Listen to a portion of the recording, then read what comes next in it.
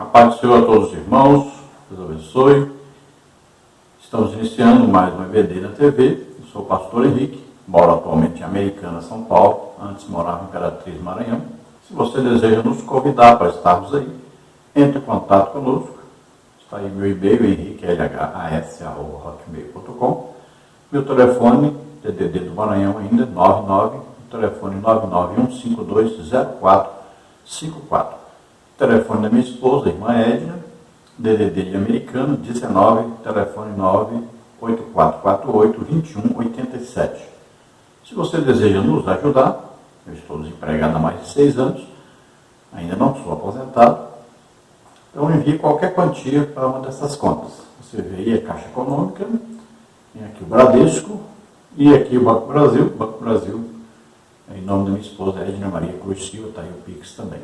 E o Pix está aí, 331-957-81620, que é meu CPF também, Banco Bradesco, Imperatriz, Maranhão. Quero te pedir que dê um like, isso ajuda na divulgação dos vídeos. Passe o link desses vídeos para outras pessoas. Lembrando que nós gravamos 3 partes dos vídeos, depois juntamos tudo em uma parte só, na quinta-feira. Temos também os estudos da lição escritos.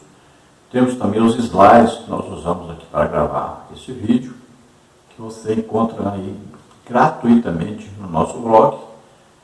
E se você deseja receber um PowerPoint, aí em PDF escrito, e também o link lá para o SlideShare, tanto das lições da CPAD quanto das lições também da Central Gospel. Então você entre em contato conosco aí, entre um desses grupos do WhatsApp que eu tenho, basta entrar em contato por esse telefone, 99991520454, dizer que quer ser incluído em um grupo. Se você quer ser incluído no grupo CPAD, se você quer ser incluído no grupo também da Central Gospel, então só entrar em contato conosco aí, nós incluiremos você no grupo, para que você receba aí os slides, PowerPoint, também a lição escrita em PDF, para que você possa acompanhar e transmitir a lição para outros. Vamos então à lição de hoje. Nós estamos neste trimestre estudando as revistas da CPAD com o tema Os ataques contra a Igreja de Cristo, as sutilezas de Satanás nesses dias que antecedem a volta de Jesus Cristo. O comentarista da CPAD deste trimestre é o pastor José Gonçalves, que é pastor da Assembleia de Deus em Água Branca, Piauí. Hoje nós vamos estudar a lição de número 6, a sutileza das ideologias contrárias à família. Então hoje vamos ver aí quais as sutilezas principais que Satanás tem usado para atacar a família, porque a família é a base da sociedade, é a base também da igreja.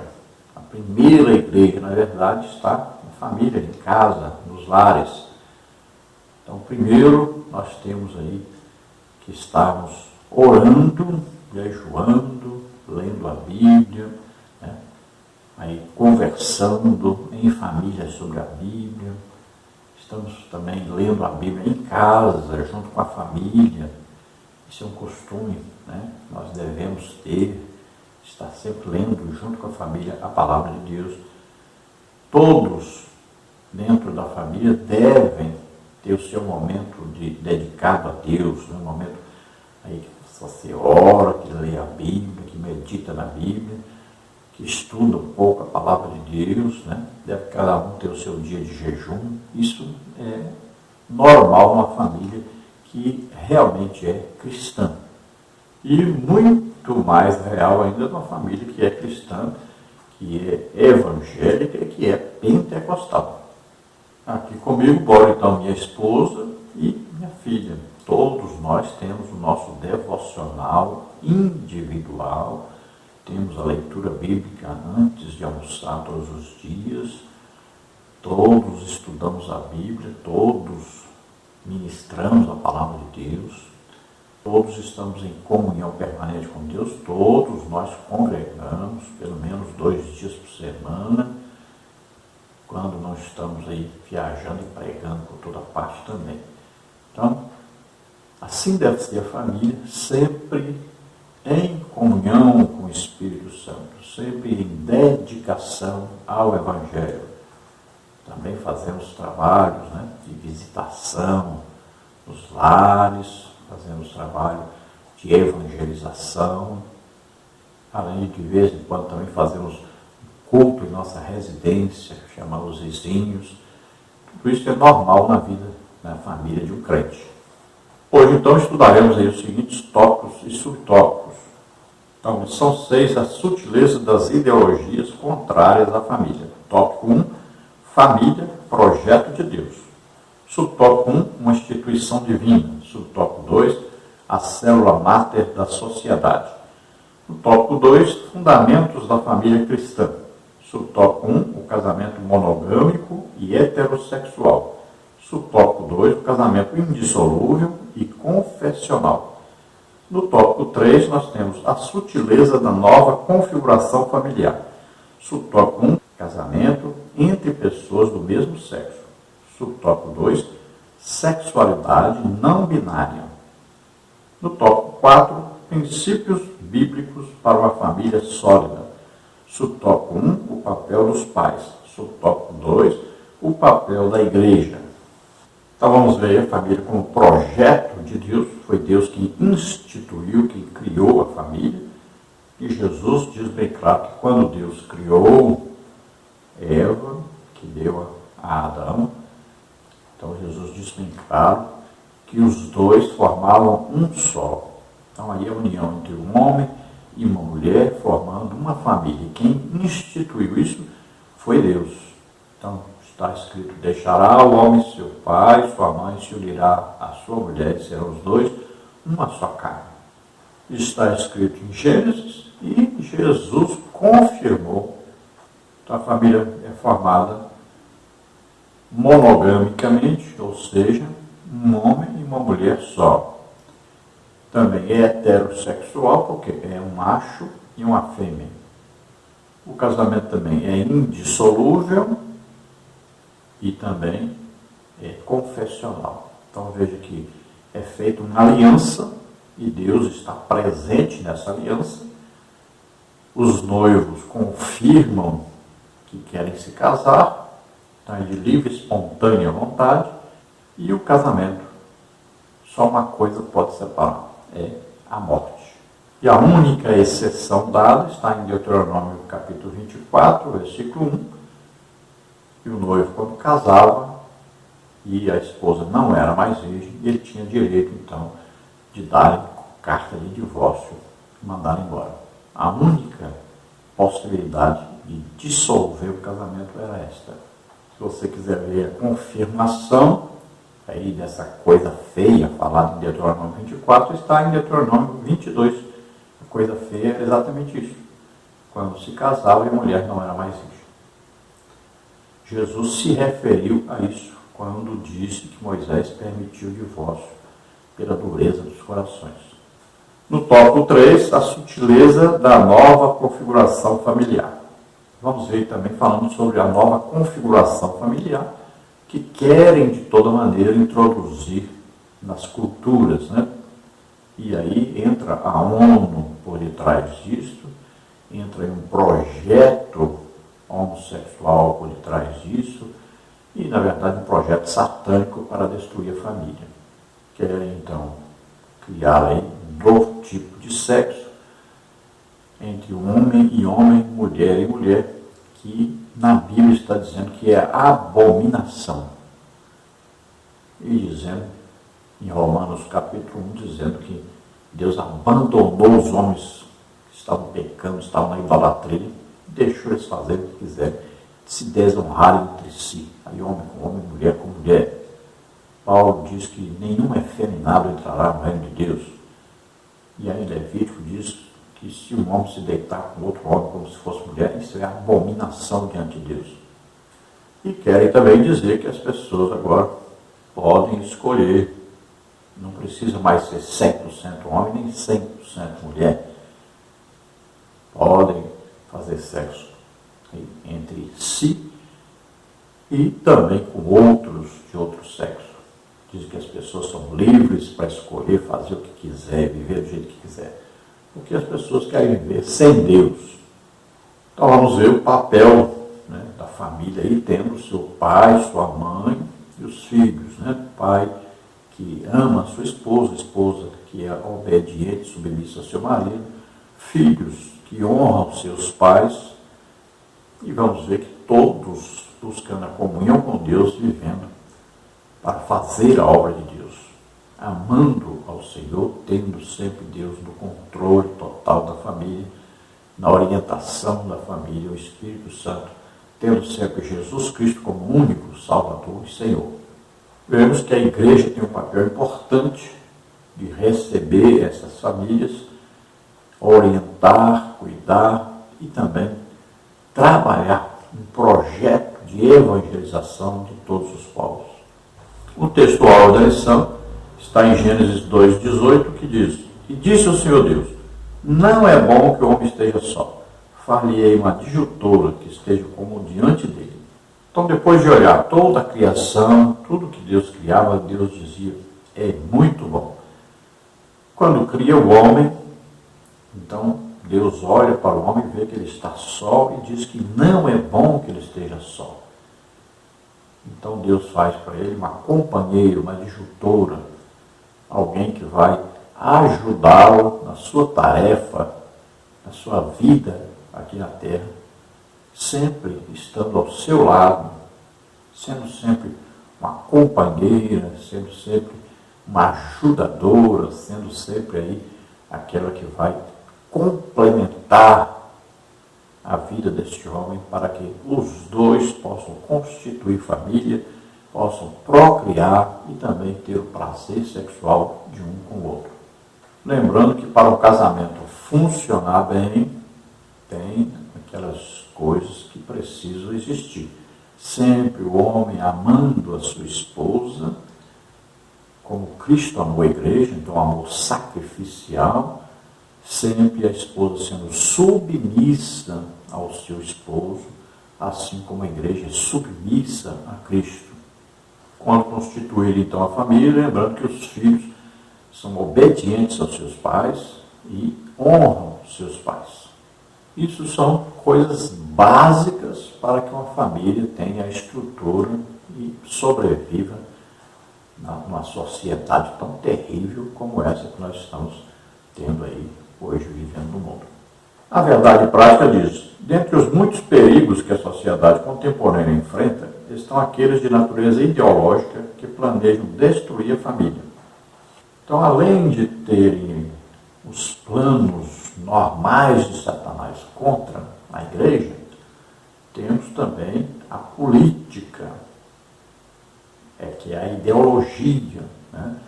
Principalmente aí aquela ideologia vinda lá do comunismo, principalmente aí de Karl Marx, que a visão comunista é desestabilizar tudo, destruir toda a estrutura social e principalmente a família. Quando tudo estiver destruído, então o que acontece?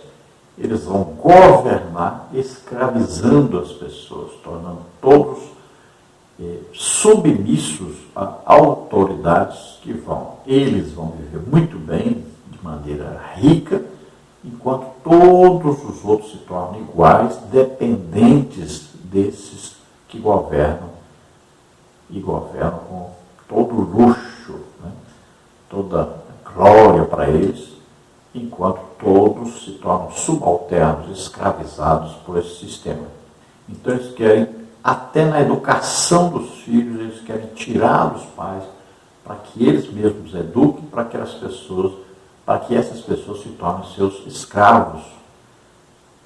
Então veja, é um controle total sobre a vida das pessoas. O que eles podem assistir, o que eles podem ouvir, qual tipo de música eles devem gostar. Tudo está debaixo de uma orientação de quem está no governo, um controle geral. Você pode perceber que no Brasil hoje existe aí um grupo, né, que domina o país através do seu poder judiciário, que quer controlar o que as pessoas podem falar, o que não podem, o que eles devem pensar, o que não podem. Veja bem, esse é o sistema que quer implantar aí para dominar o nosso país. Eles querem dominar totalmente tudo. Aí vai internet, a mídia, tudo debaixo desse controle. Você pode falar isso aqui não pode. Não, isso aqui atrapalha nossos planos. Tudo debaixo de um plano maligno que vem lá exatamente de Karl Marx, nasceu lá nesse sistema comunista. Então você veja, por exemplo, que não tem na Constituição o casamento, por exemplo, homossexual. Mas esses que querem dominar e têm dominado com o sistema comunista, eles já aprovaram esse tipo de casamento, já instituíram as leis e já obrigaram os cartórios a obedecer, tudo sem ter lei que faça isso. Então eles fazem o que querem, prendem os que querem, soltam quem quer, aí soltam os bandidos e prendem as pessoas honestas. O objetivo é destruir todo o sistema familiar, destruir todo o sistema de funcionamento da sociedade, provocar um caos. Vamos à leitura bíblica em classe, que está em Gênesis 2, 18 a 24. E disse o Senhor Deus, não é bom que o homem esteja só. Far-lhe-ei uma adjutora que esteja como diante dele. Havendo, pois, o Senhor Deus formado da terra todo animal do campo e toda ave dos céus, os trouxe a Adão para este ver como lhes chamaria. E tudo que Adão chamou, a toda alma vivente, isso foi o seu nome. E Adão pôs os nomes a todo gado e às aves dos céus e a todo animal do campo, mas para o homem não se achava adjutora que estivesse como diante dele. Então o Senhor Deus fez cair um sono pesado sobre Adão, e este adormeceu. E tomou uma das suas costelas e cerrou a carne em seu lugar. E da costela que o Senhor Deus tomou do homem, formou uma mulher e trouxe-a a Adão. E disse a Adão, esta é agora osso dos meus ossos e carne da minha carne. Esta será chamada varoa, porquanto do varão foi tomada. Portanto, deixará o varão seu pai e a sua mãe e apegar-se à sua mulher, e serão ambos uma carne. Vamos ver então que Adão, havendo sido criado por Deus, Deus faz agora um jardim, coloca ali Adão, e aí Eva é criada. E ela vem criada a partir de Adão. Veja que aí vai haver uma união perfeita de alguém que nasceu de outro alguém. Então, Eva tem uma parte de Adão em si. Então, os dois juntos formam uma só pessoa, unidas por Deus. Aí é o primeiro casamento, é instituído por Deus. E aí tem uma função, os dois. Eles vão cuidar ali do jardim, lavrar, mas também tem que guardar, porque ali havia um ladrão, né? Ali estava Satanás também. Por isso, lavrar e cuidar foi a ordem de Deus. Então, eles trabalhariam no cuidado daquele jardim, mas também deveriam ter cuidado com o ladrão que ali estava. Então, a família deve estar unida e tomando cuidado com o inimigo que está sempre tentando destruí-la. Veja que Eva nasceu no jardim, Adão não. Por isso, uma grande diferença entre um e outro.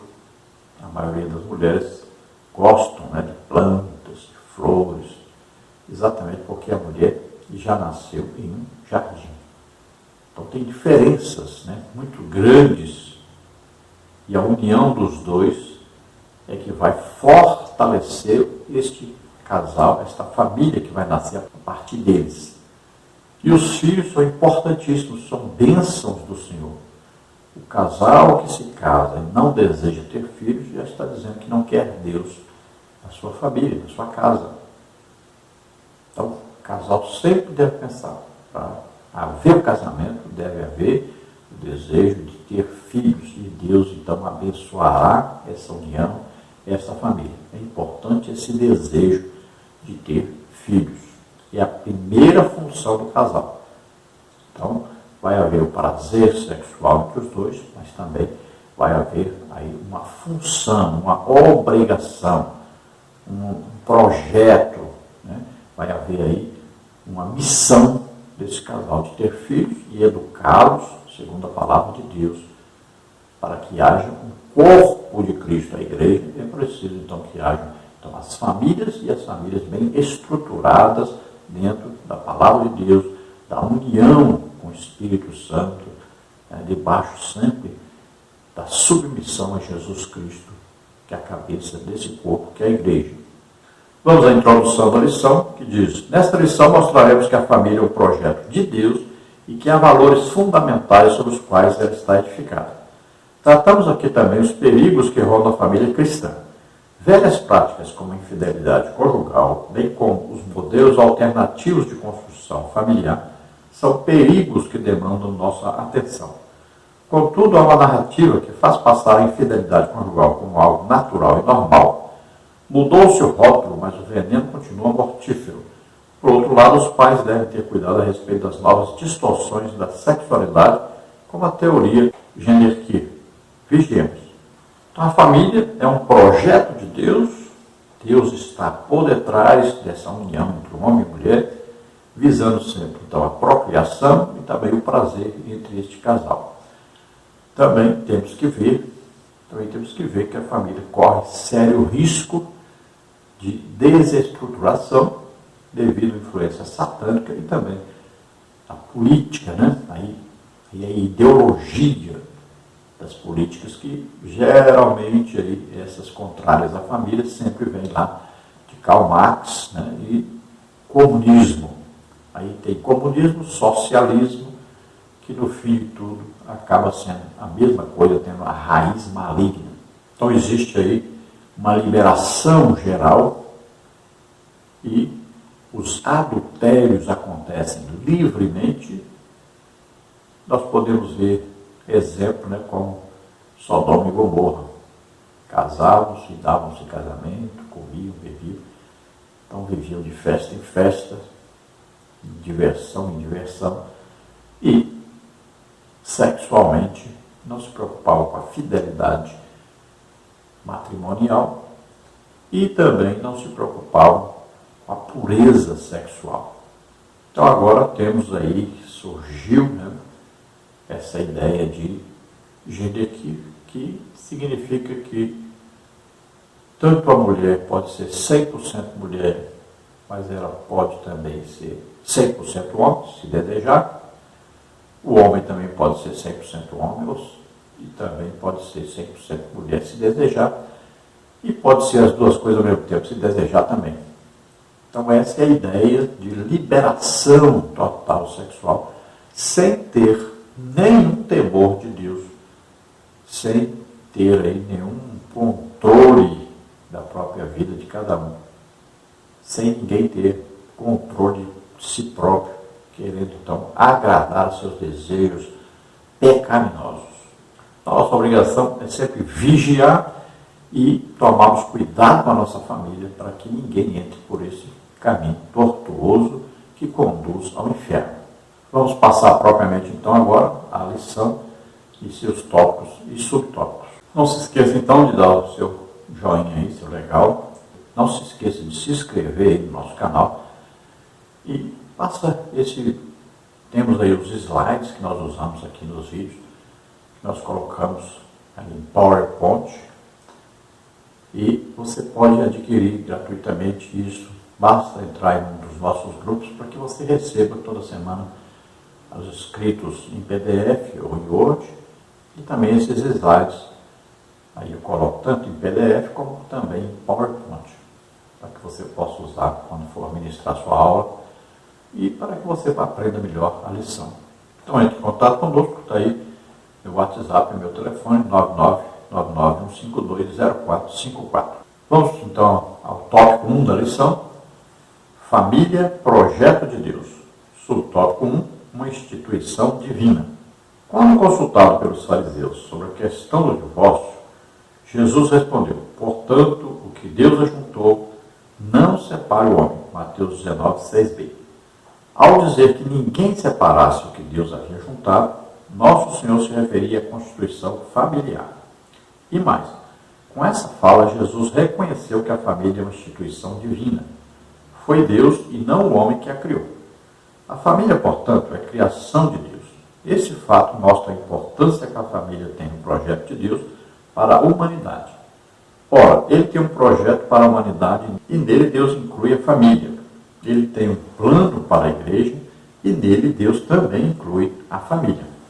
Então está bem claro, quando os fariseus vão interrogar Jesus sobre o casamento, ia tentando uma aprovação para separar o casal. Então Jesus é bem claro dizendo que Deus é quem uniu o homem e uma mulher no casamento, e se Deus uniu, só Deus pode separar. E aí a separação é somente com a morte.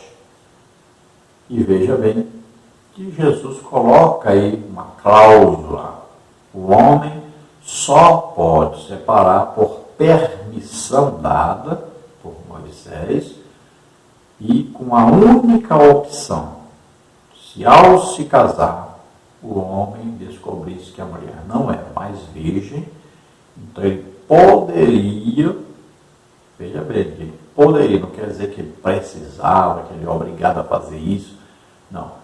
Se ele amasse realmente a mulher, a perdoaria e o casamento continuaria. Mas também tinha as outras duas opções. Ele poderia entregar essa mulher, a sua família, para ser apedrejado. Ela morreria. Ou, se ele amasse, mas não quisesse viver com ela, ele poderia, então, lhe dar uma carta de divórcio para que ela fosse embora e pudesse arranjar outro homem que quisesse casar com ela, e assim ela não morreria.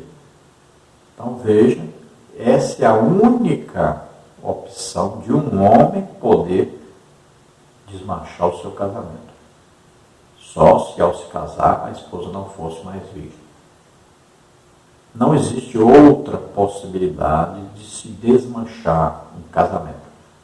Acredite, leia sobre isso, né? Você vai ler o que Jesus falou, está em Mateus 19, aí você vai ver em Deuteronômio 24:1, lá fala, se o homem achasse coisa feia, você descobre o que é essa coisa feia. Leia Deuteronômio 22, e aí você descobre lá que está escrito que a coisa feia ou indecente, a mesma coisa no original, a palavra aí. Então quer dizer que ao se casar o homem descobria que a mulher não era mais virgem, então lhe dava carta de divórcio.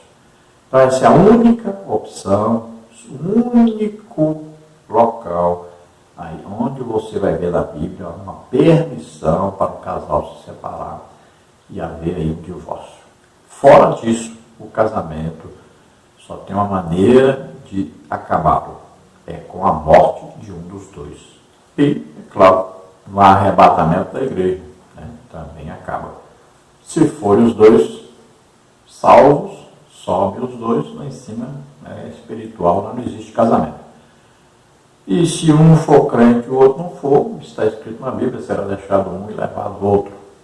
Então Jesus diz bem claro que Deus uniu, não separe o homem. Então veja só, que é apenas o quê? Obedecer a Deus. É uma ordem dada por Deus. E está escrito na Bíblia que Deus odeia o divórcio. Então você não pode fazer uma coisa que Deus odeia. Então Jesus está reconhecendo que quem uniu foi Deus, está reconhecendo a instituição casamento, a instituição família, e quando Jesus diz, pronto, acabou, não tem mais discussão. O que Deus uniu, não separa o homem. Então nós vemos aí a importância que Deus dá ao casamento, a importância que Deus dá à família. E o projeto de Deus para o ser humano, então, está aí. Dentre esse projeto está aí a família inclusa. No subtópico 2, a célula máter da sociedade. No contexto social, a família é a primeira instituição a ser estabelecida, Gênesis 2:24.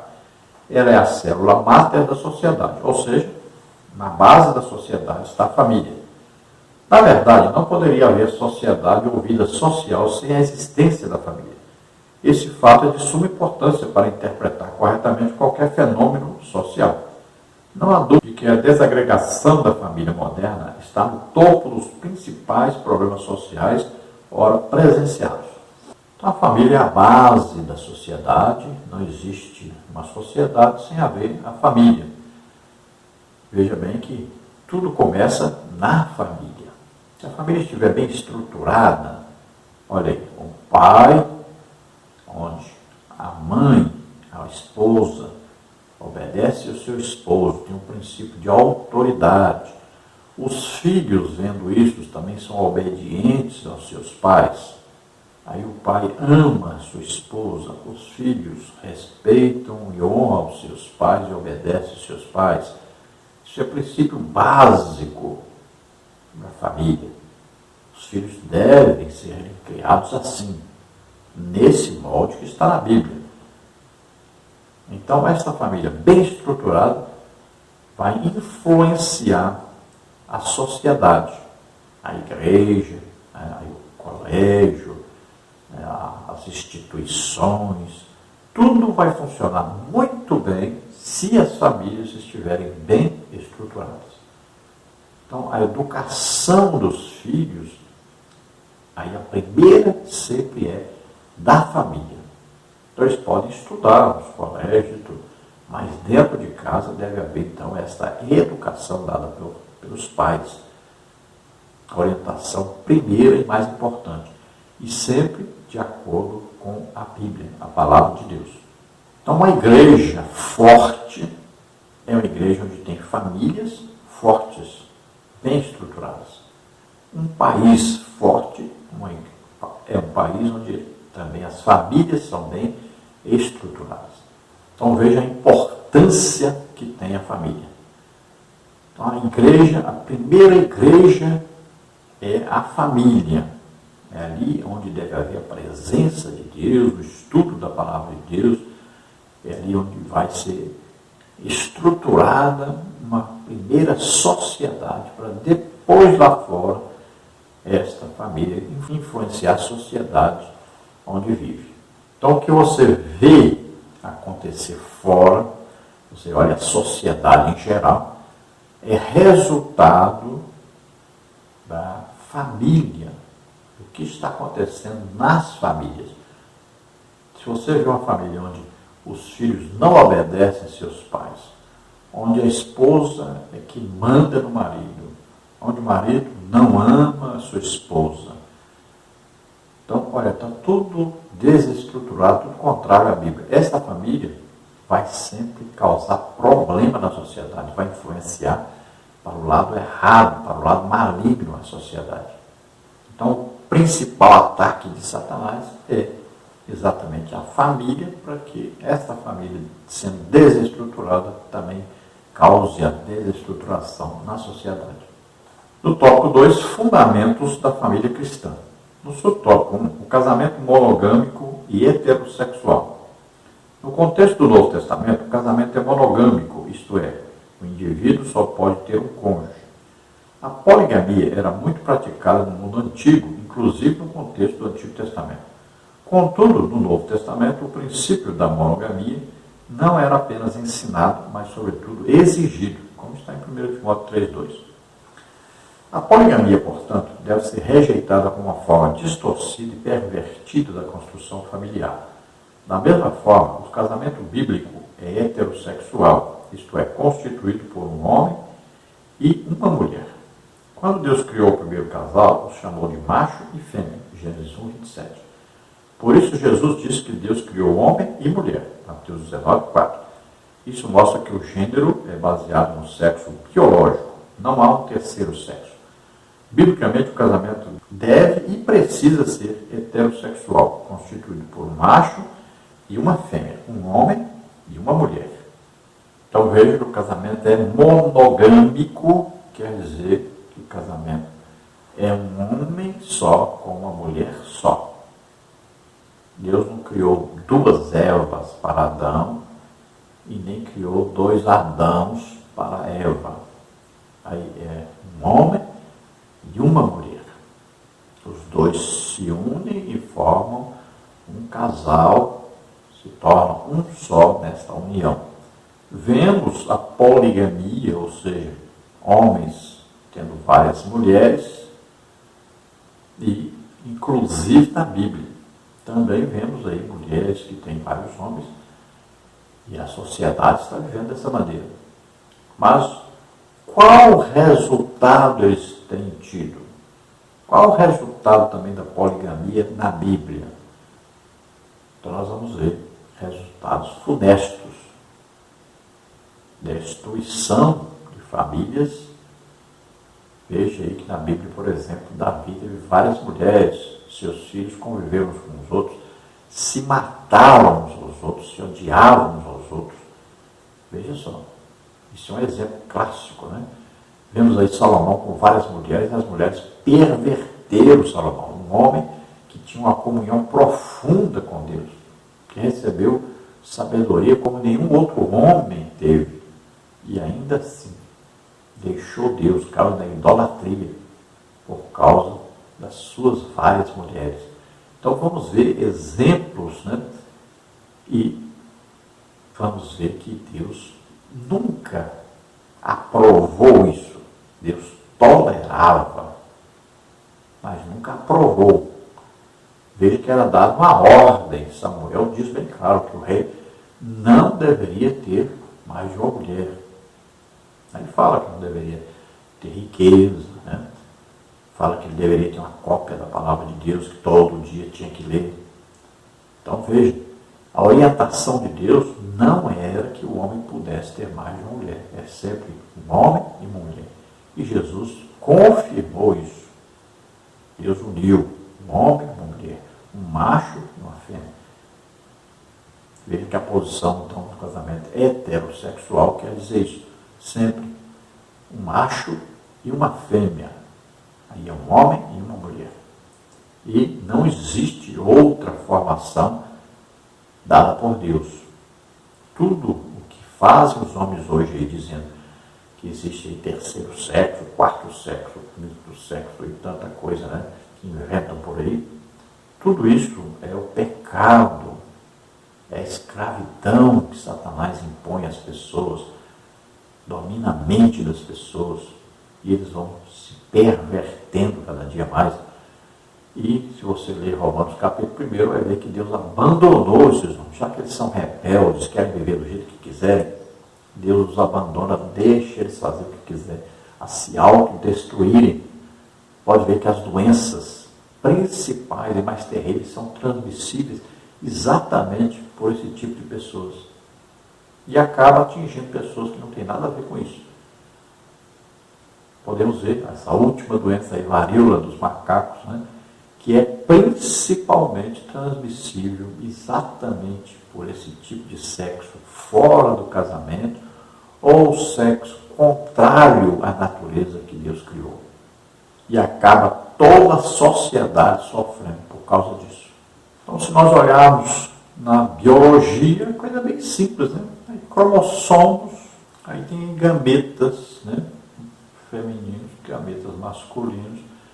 Você vai ver como são formadas, então, as células da pessoa, e você vai ver bem claramente aí, provado que a pessoa nasce ou nasce macho ou nasce fêmea. Macho nasce para ser macho e fêmea nasce para ser fêmea. Olha aí, os cromossomos do pai é XY, cromossomos da mãe XX. Olha aí, os espermatozoides do pai, tem aí neles o X, e tem o espermatozoide que é Y. E os cromossomos da mãe, no óvulo da mãe tem aí somente X, XX. Então, a união do espermatozoide que tem X com o óvulo da mãe que tem X, nasce menina. O espermatozoide do pai que tem Y se junta com o óvulo da mãe que tem X, XY, então nasce menino, Sempre os homens, então, têm o X e o Y. E sempre as meninas têm X e X. Então é coisa simples, né? Muito simples. Quando alguém nasce, por exemplo, hermafrodita, que ele nasce com os dois sexos, o médico vai olhar exatamente isso. Seus cromossomos é XX ou XY? Se é XX, é mulher. Então, se tem um pênis, corta, tira fora, faz a operação, deixa apenas para ser mulher. Se a pessoa nasce e os cromossomos é XY, então ele vai ali fazer a operação para que fique apenas o órgão sexual masculino, porque nasceu para ser homem. É simples isso. Então, já sabendo disso, as pessoas não podem dizer mais, eu nasci para ser mulher, não, eu nasci para ser homem. Não, simples, olha lá, os cromossomos. Se é XX, você nasceu para ser mulher. Se é XY, você nasceu para ser homem. E pronto. Agora, o que acontece é o quê? É que as pessoas querem viver contrariamente a Deus, ao que Deus criou. E aí, querem inventar que qualquer pessoa pode escolher o sexo que quiser. Isso não é bíblico, isso é contrário à palavra de Deus, é abominação diante de Deus. E as pessoas vão pagar caro por isso. Vão para o inferno por causa disso. No subtópico 2, o casamento indissolúvel e confessional. Outro princípio do casamento bíblico é que ele é indissolúvel. Jesus diz que o que Deus ajuntou não separa o homem. Mateus 19, 6. O casamento bíblico é feito para durar. Já foi dito neste trimestre que Jesus reconheceu a cláusula de exceção. Aqui, o comentarista diz adultério, mas não existe isso na Bíblia. O adultério como um acontecimento que pode pôr fim ao casamento, Mateus 19, 19. Nesse caso, há ainda a possibilidade do perdão por parte do cônjuge traído, o que faz com que o casamento não seja dissolvido. Há ainda a questão do abandono por parte do não crente, que segundo o apóstolo Paulo deixaria o cônjuge abandonado não sujeito à servidão, 1 Coríntios 7,15, não sujeito à servidão do casamento. Não está dizendo aí que pode separar ou divorciar. Contudo, deve-se observar que essas são exceções e não a regra. Ainda outro princípio importante para considerar no contexto do casamento cristão é a questão da confessionalidade. A Escritura preceitua que não deve haver união entre o crente e o incrédulo, 2 Coríntios 6,14. Infelizmente, aí existe essa insistência. A palavra porneia sempre foi traduzida como prostituição, não como adultério. Isso tem que ser colocado claramente. Nunca houve permissão na Assembleia de Deus para divórcio. Nunca. 2011, numa convenção da Bahia, a Assembleia de Deus decidiu, então, deixar que os homens divorciassem por causa de uma traição da esposa ou por um abandono do lar. Não tem isso na Bíblia. Não existe separação, divórcio na Bíblia. A não ser que a pessoa, ao se casar, encontrasse outro que não é virgem mais e quisesse, então, romper o casamento. Não existe outra possibilidade. Então foi criado isso, inventado pelos homens. Então cuidado com isso. E Jesus diz que mesmo assim é a falta de amor, de perdão, que provocaria esse divórcio aí, nessa possibilidade apenas. Quando Paulo fala que aquele que não é crente, casado com um crente, esse que não é crente, quer ir embora, então o crente pode permitir que ele vá. Mas não diz que ele pode se casar de novo. Não está sujeito à servidão do casamento a pessoa com aquela pessoa que não quer ser casado com ela. Não está falando que pode separar, que pode casar de novo. Não existe isso na Bíblia. Tomemos cuidado com essas coisas que os homens inventam e criam, que não tem na Bíblia. Então, é aconselhável que sempre o crente namore com a pessoa crente. Os dois crentes se casarem. Por causa do julgo desigual. Não há comunhão entre trevas e luz. Cuidado com esse negócio de eu vou ganhá-lo para Jesus, eu vou ganhá-la para Jesus. Não, é mais fácil a pessoa derrubar você do que você levá-la para Jesus. Porque ninguém pode obrigar ninguém a ser crente, a ser salvo. E as pessoas fazem promessas, porque se amam, e aí fazem promessas. Não, eu vou ser crente. Não, vai ter tudo bem. Eu vou levar meus filhos para a igreja e tal. Mentira. Depois a coisa muda. Veja bem, se você ganha uma passagem aérea, vamos dizer que você vai para Paris, tudo grátis, comida, hotel, a passagem do avião, tudo, você ganhou. Mas você sabe que todos esses voos, nesse horário que você vai, 90% deles, o avião cai antes de chegar a Paris. Você vai nessa viagem só porque você ganhou essa passagem e ganhou tudo grátis, sabendo que você tem 90% de chance de morrer? Você não vai. Assim também é o casamento entre crente e descrente. 90% vai dar errado, vai dar problema, sofrimento, angústia. Para que você vai entrar nisso? Então, tome cuidado com isso. Julgo desigual com os infiéis. Não faça isso. Procure se casar com uma pessoa que é da sua própria denominação, que você conhece a família, conhece a pessoa. Tome cuidado, estude bem, porque o casamento não pode ser dissolvido. Cuidado, até que a morte o separe. Cuidado, que Deus uniu, não separe o homem. Cuidado. A Bíblia está acima de todos e qualquer ser humano. Cuidado para não ensinar coisa errada para os outros. Cuidado para não apoiar pecado. No tópico 3, nós temos a sutileza da nova configuração familiar. Sobre o tópico 1, casamento entre pessoas do mesmo sexo. Em maio de 2011, o Supremo Tribunal reconheceu a união homoafetiva como núcleo familiar, como qualquer outro. Isso porque não havia e nem há uma lei aprovada no Congresso Nacional que legisle sobre esse assunto. A partir do entendimento firmado em maio de 2011, o Superior Tribunal determinou em outubro daquele ano que o mesmo reconhecimento se aplica para os casamentos. Para evitar a falta de reconhecimento dos cartórios, o Conselho Nacional publicou uma resolução em que regulamentava os trâmites e proibia os cartórios de recusar a celebração do casamento civil e a conversão da união estável em casamento entre pessoas do mesmo sexo.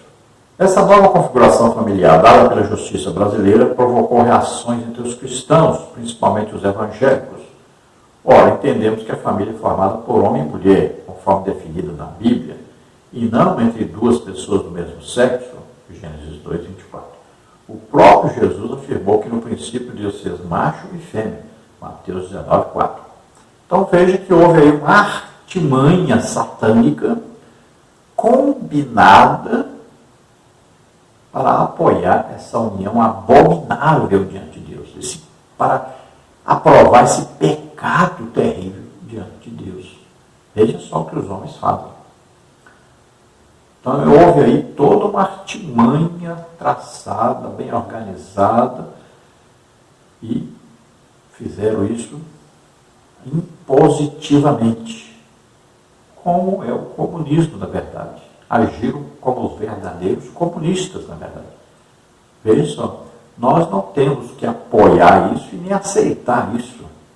A igreja não aceita nada que é contrário à palavra de Deus, não apoia pecado dos outros.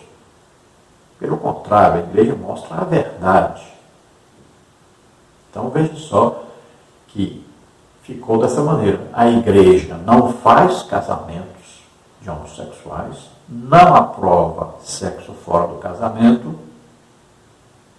enquanto que nas leis impostas por pessoas que não têm compromisso com Deus, né, a palavra de Deus, então nessas leis aí é permitido isso. Então ficou assim, a pessoa procura algum lugar aí que faz o seu casamento, né, os cartórios são obrigados a registrarem. E olha só, ficou uma coisa impositiva, sem haver leis, sem haver nenhuma votação, e ainda dizem que nós vivemos numa democracia. Então veja que Esta é a norma bíblica, um homem e uma mulher, um macho e uma fêmea. Só pode haver casamento assim. Esta união é aprovada por Deus. Fora disso é pecado. É abominação diante de Deus. E na Constituição brasileira não existe essa configuração de homem com homem, mulher com mulher poderem se casar. Foi então imposta aí uma situação que não existe nem na Bíblia e nem na própria Constituição brasileira. Lembrando, dê aí um like, né? Um joinha aí. Se inscreva no nosso canal. Passe o link desses vídeos para outras pessoas.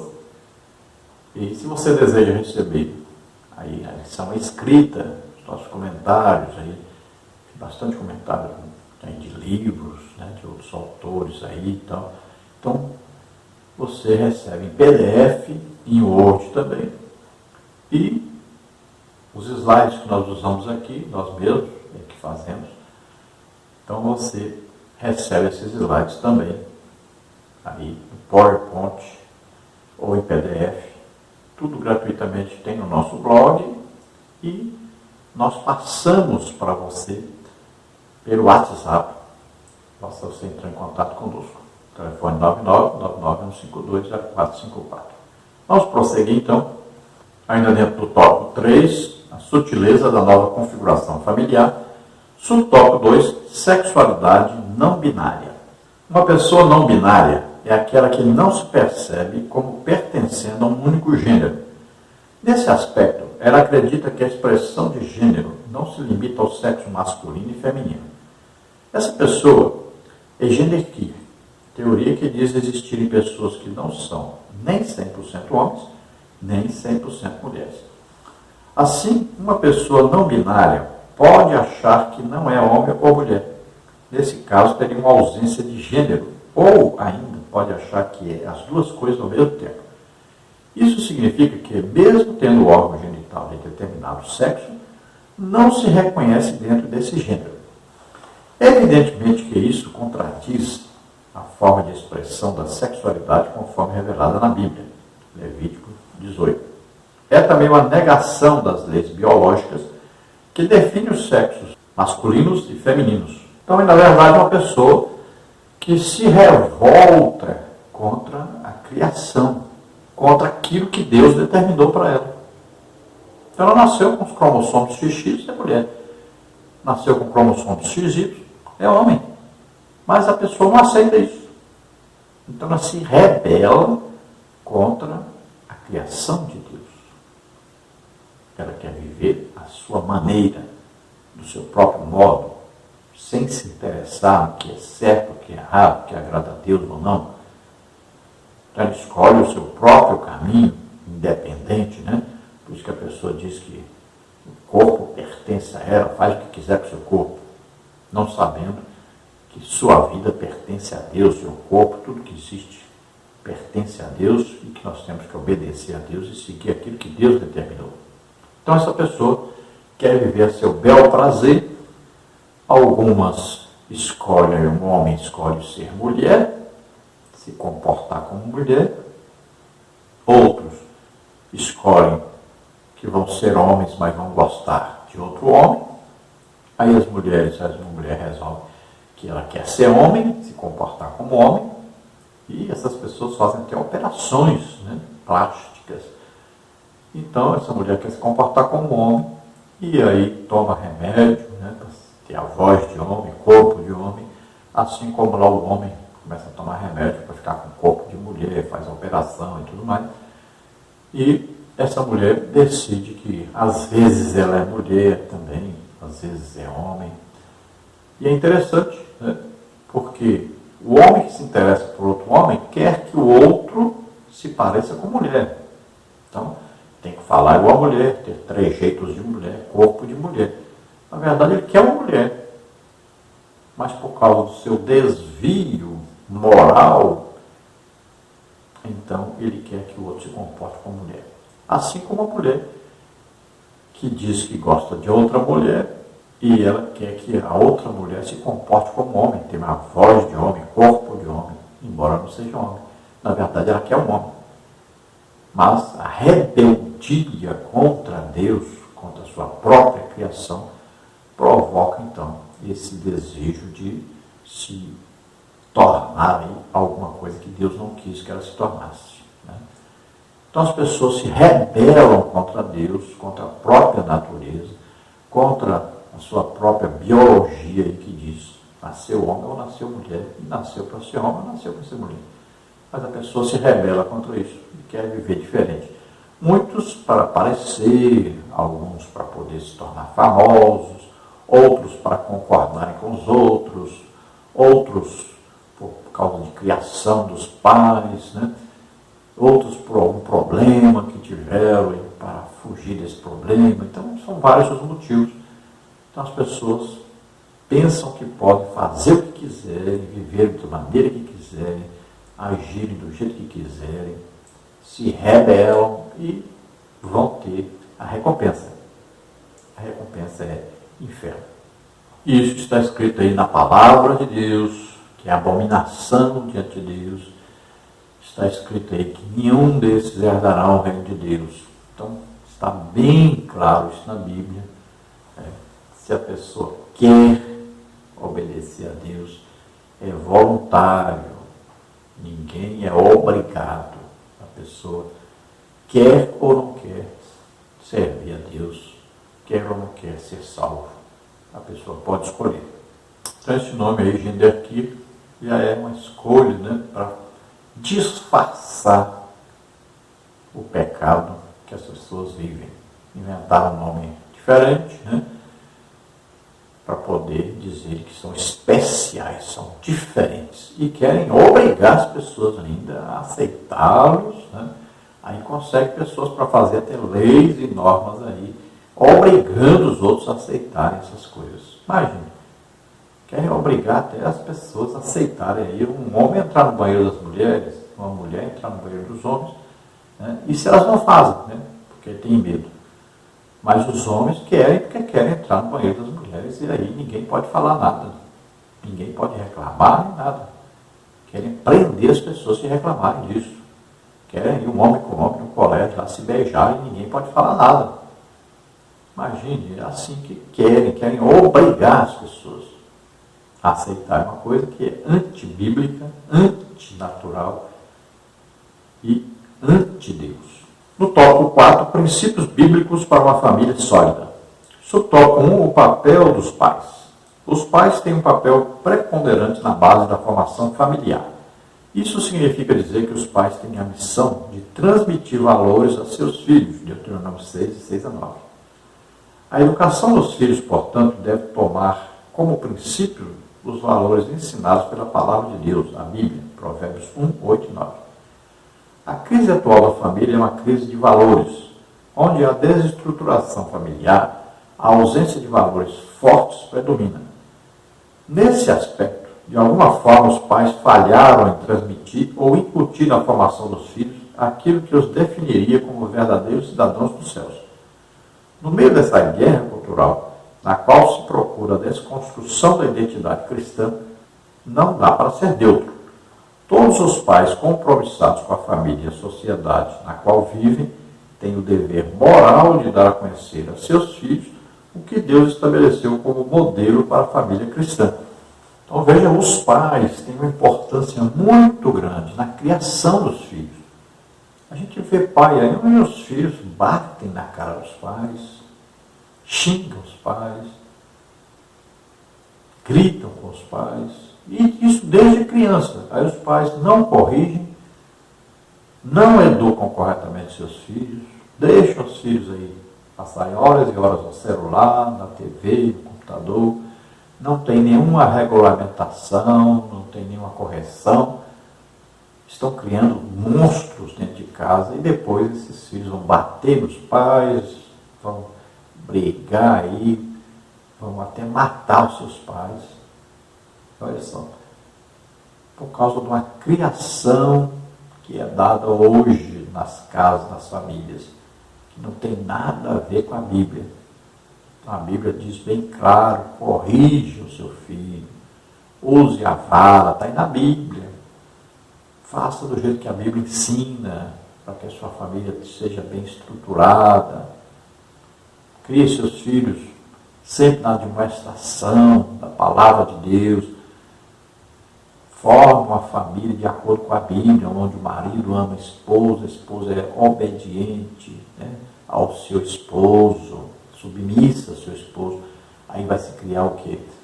Um princípio de autoridade de Deus dentro dessa família. Aí os filhos vão ver isto, ensine seus filhos a obedecer aos seus pais, e aí tudo vai funcionar direitinho. Os filhos devem obedecer e honrar os seus pais.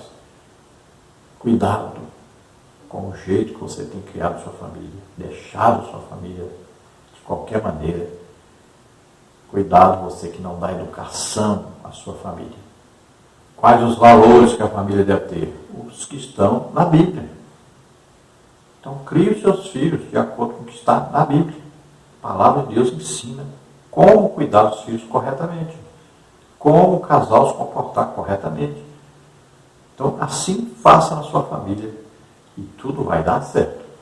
No subtópico 2, o papel da igreja. Alguém já disse que as famílias fortes fazem igrejas fortes. Contudo, o inverso também reflete a verdade. Igrejas fortes fazem famílias igualmente fortes. Na verdade, a igreja é uma extensão familiar bem mais ampla, já que é constituída de várias famílias. É uma entidade terapêutica onde a família pode ser curada. É a missão da igreja também curar uma sociedade doente. 1 de Pedro 2, 9 e 10.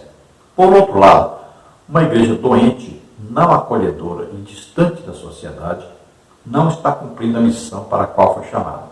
É preciso atenção para isso. Uma família cristã sadia tem na igreja uma forte base espiritual. A igreja faz parte da sua vida. Isso significa que uma família forte faz parte ativamente da igreja. É evidentemente que os filhos devem ser criados nesse contexto onde os valores cristãos são transmitidos. Família forte, então, igreja forte. Né? E família fraca, a igreja é fraca. Então, a igreja é formada por várias famílias, e se essas famílias forem bem estruturadas, também a igreja pode orientar essas famílias como serem bem estruturadas. Então, a igreja será muito fortalecida e essa igreja terá um crescimento muito grande e uma influência muito grande na sociedade. Então, aí, as igrejas devem ter o seu departamento de família, e esse departamento de família deve ser um departamento forte, um departamento onde existe aí pregações, ensinos dentro do que deve ser a família, de como a família deve se comportar. Isso deve ser coisa prática, ensinada. Esses departamentos são importantíssimos, devem ser aí muito bem estruturados para ajudarem aos casais, às famílias da igreja. Tem que ter aí os seus eventos, né?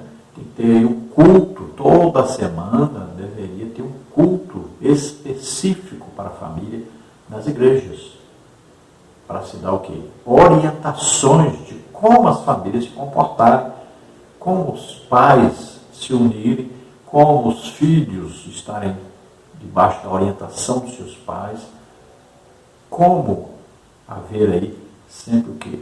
Uma organização familiar, sempre debaixo da orientação da palavra de Deus, da orientação de como a Bíblia ensina, como devem viver de acordo com aquilo que Deus deseja. Então isso é importantíssimo. As igrejas devem procurar estruturar as famílias e sempre a igreja ajudar nesse ponto. Aí entra muito o que? As visitações nos lares, né? Entra muito aí o aconselhamento, entra aí muito palestras, né? Para que tudo funcione corretamente. As pessoas precisam saber o que fazer. Tem solução? Tem solução. É importantíssimo isso. Então a família deve ser como uma igreja, e quando essa família está na igreja, deve influenciar os outros para que suas famílias também se comportem como igrejas. Isso tudo vai mudar completamente a sociedade onde estão. A igreja deve procurar influenciar a sociedade, não ficar fechada em si, mas ela vive no meio de pessoas, vive no meio de uma sociedade. Então essa família ela deve procurar influenciar aqueles com quem ela tem contato. Vamos à conclusão. Chegamos ao final de mais uma lição bíblica. Vimos que a família está sob ataque. Desvios sutis procuram desconstruir o projeto da família tradicional. Velhas práticas, como a do adultério, estão sendo vendidas para as famílias como normal e até mesmo necessário para turbinar o relacionamento. Um engodo do diabo. Nesse contexto de desconstrução familiar, os pais devem, mais do que nunca, firmar e inculcar nos filhos os valores da fé que uma vez foi entregue aos santos. Então veja que a família está debaixo de um ataque satânico. Satanás sabe muito bem como desestruturar uma família. E nós temos visto, por exemplo, na pandemia, né, as famílias aprenderam a ficar aí direto, né, nos filmes, nas novelas, na pornografia. Quantos estão viciados nisso agora, não voltaram mais para a igreja? Muitos filhos não querem mais congregar. Quantos tiveram desvio aí de personalidade, né? Quantos estão vivendo de uma maneira terrível?